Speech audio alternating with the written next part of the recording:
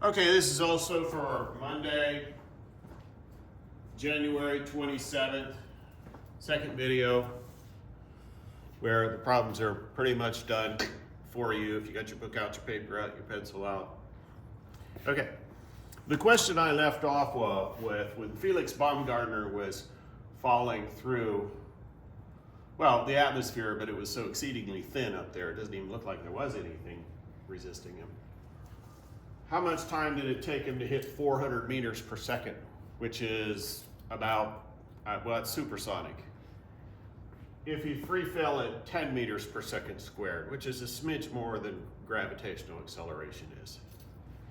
Well, we're going to discuss this equation in more detail, but I'll tell you how many seconds. Now, 400 meters per second is fast. A car goes, when it's going 55 miles an hour, is going to about 25 meters per second. So that is 25 times 4 is 100, or yeah, times 4 again is 400. So it's going about 16 times faster than a car going down the highway right out here by the school at 55 miles an hour. Well, if it was 400 meters per second, starting at 0 meters per second speed, as he jumped out of the balloon gondola, and the acceleration was 10 meters per second squared, we want to know time. How would you do that? Well, you got to get time by itself, but you got to get it out of the denominator first. So the first thing you do is multiply by delta t, so this cancels. But to be equal, you want to multiply this side by delta t.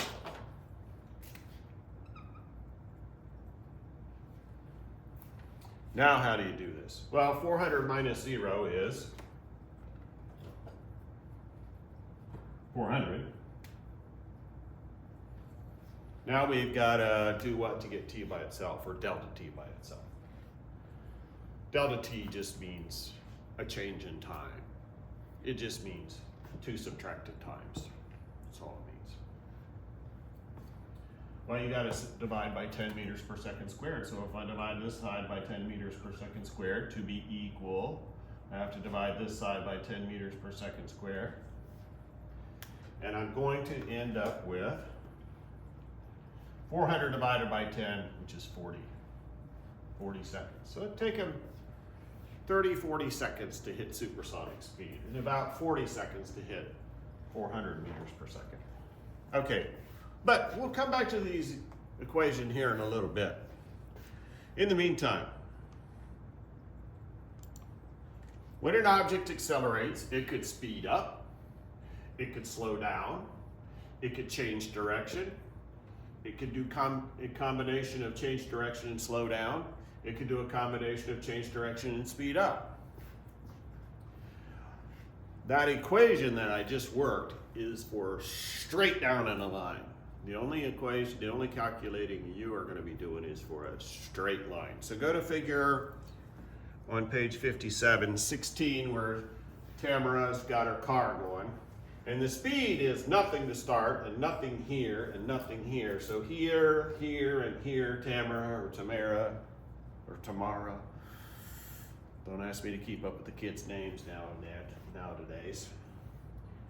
Is 0 during parts of it, but then speeds up, goes the same speed, slows down, stopped, speeds up, goes a faster speed, slows down, goes a slower speed, slows down. That's what's happening. So this is a graph of speed versus time. But if we look at the slopes,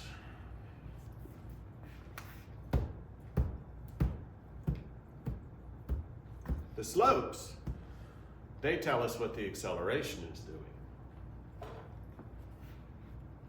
So for a speed versus time graph, the slope is acceleration. Huge if. If the motion is in a straight line, as that's as complicated as we're going to look at in this class.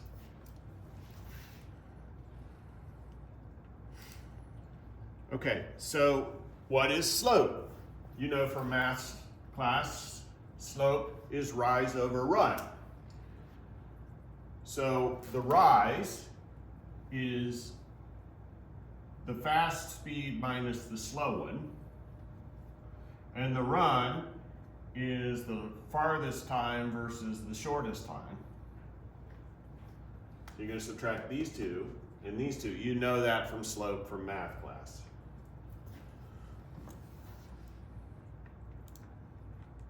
And the question in that example was,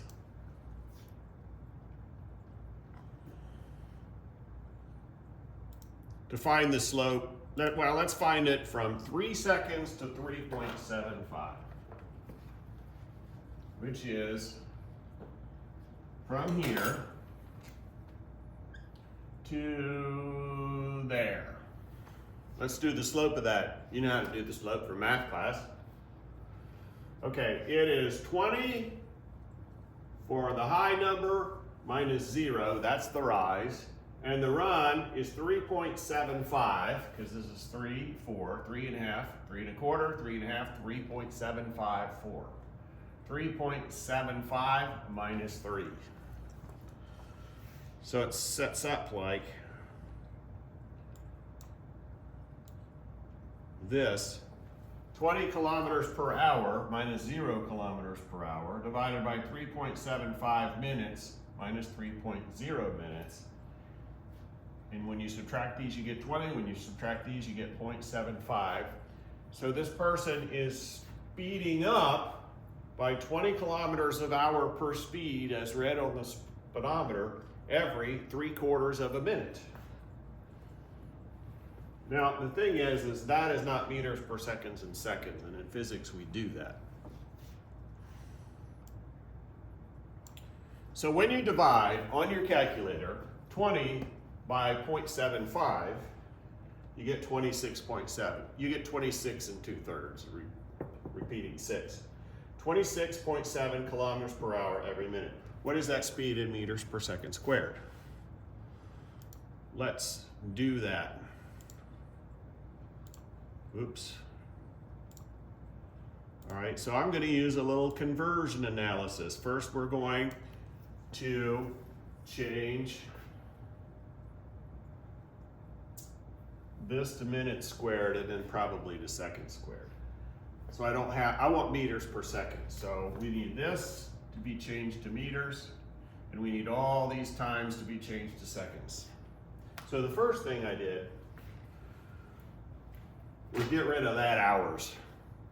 Now I got 2 minutes, or 2-minute units, a minute unit and a minute unit. That's better than having an hour unit and a minute unit. So I said, okay, for that hour, which is on the bottom, actually it's in the denominator, I have 1 hour for every minute. And that cancels this one out. And I have minutes squared on the bottom. So, but what you have to do is take 26.7 on your calculator, divide by 60, you should try that, and you get 0.445 kilometers per minute squared. And then I changed the seconds over. And the other thing I did, so I changed a minute to seconds, but because there's 2 of them, I have to do it all again. I have to do it for one of them in the square and the other one. Remember that little technique, because in my classes you'll run into that again later. The other thing you have to do is turn this kilometers to meters, and I put kilometers on the bottom and meters on the top, and there's 1,000 meters per kilometer. You should know that. That's part of this here that we did.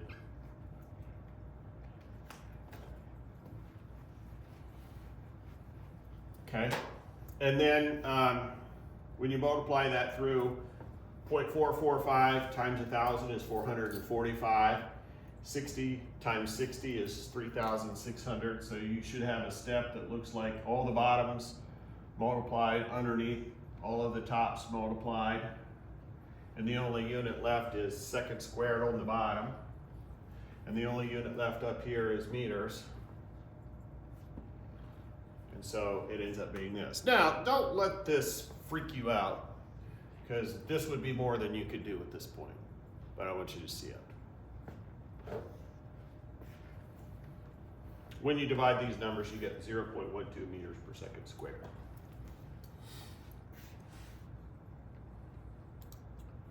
Okay, so what does a downward slope on this graph mean? Well, this upward slope means I'm speeding up, same speed, slowing down. Stopped. Speeding up, same speed, slowing down, same speed, slowing down. So an upward slope means you're going faster and faster and faster and faster and faster, so you're accelerating. A downward slope means you're going slower and slower and slower and slower and slower, so you're decelerating. So what does a downward slope mean? It means you're decelerating. It means a negative acceleration. What does a negative acceleration mean? It means your acceleration is opposite the motion. You're hitting the brakes, you're slowing down.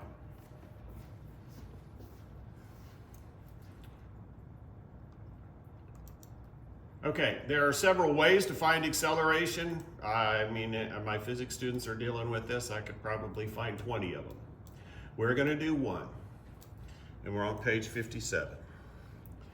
And if you're on page 57, near the bottom, there's a, I should maybe take a picture, but there says acceleration in meters per second squared is equal to change in velocity over change in time. This is the equation I was using earlier. Oops. Looks like this. So you subtract your rise divided by subtract and get your run, and it's a slope. Time change between two times just means delta t, so these two mean the same thing. Don't let that freak you out.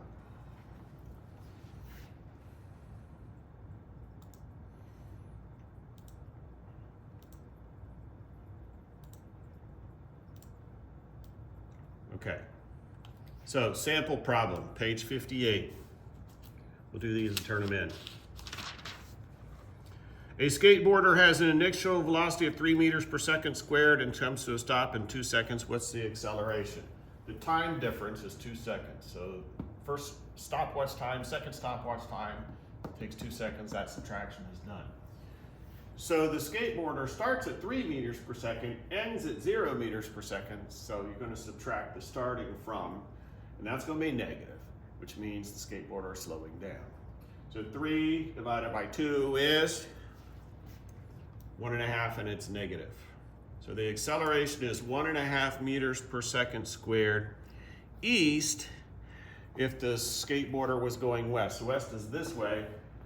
Skateboarder's going this way, but slowing down and coming to a stop. So the acceleration is east.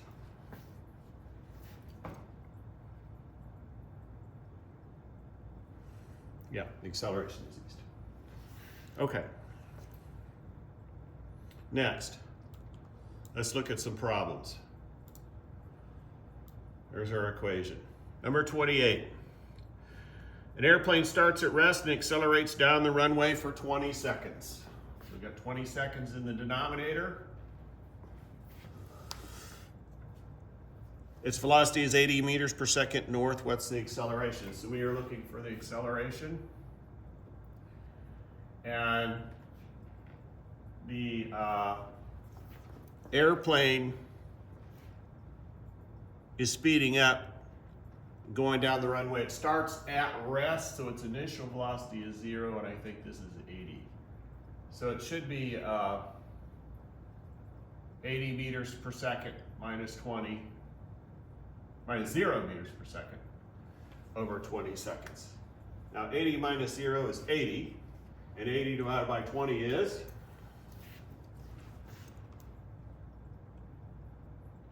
4. The acceleration is 80 meters per second squared, which can also be written, it's 4 meters per second squared, which also can be written 4 meters per second every second. Okay, these two kind of mean the same thing. It could be confusing, but just use 4 meters per second squared for number 22. Number 23 on your paper turned in. A cyclist starts at rest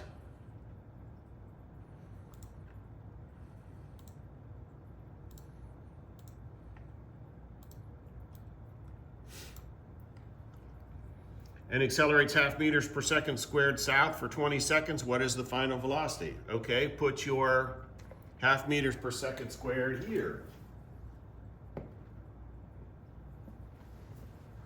And you're going for 20 seconds. There, we want the speed change.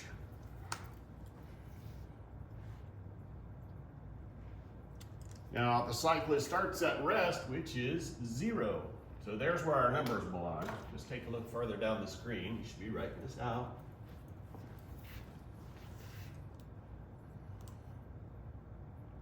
Okay, so how do you solve this? Well, this has to be by itself. Let's get this out of the denominator by multiplying both sides by 20 seconds. Cancels, 20 seconds, like so.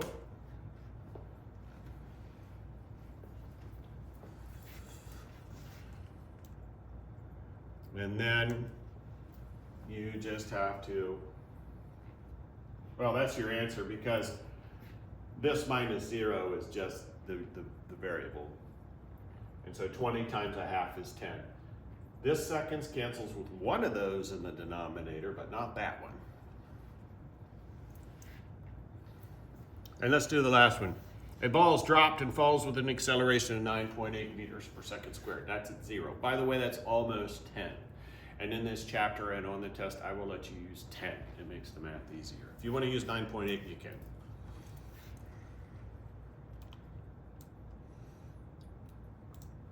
Okay, but in this case, we know A is 9.8 meters per second squared. It's dropped from rest, so its starting speed is 0 meters per second. And it hits 49, which goes here. So we're looking for the time interval, and we have our variable on the bottom again. We've seen this before.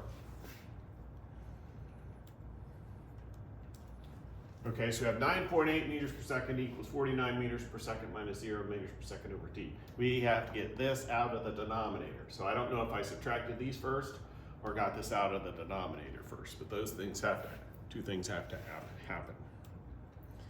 And it looks like I did both at the same time. And the way I got this over here was I multiplied by t, so it canceled.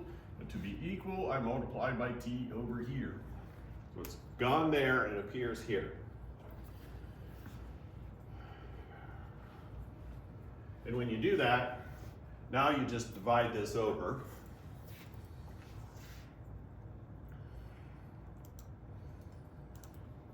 And when you, on your calculator, divide 49 by 9.8, you get 5. Now your unit is meters per second divided by meters per second squared. So if you take this unit and flip it up and invert it and multiply, like I've showed you numerous times, then the meters cancels and one of the seconds cancels, leaving a second, which is the time unit.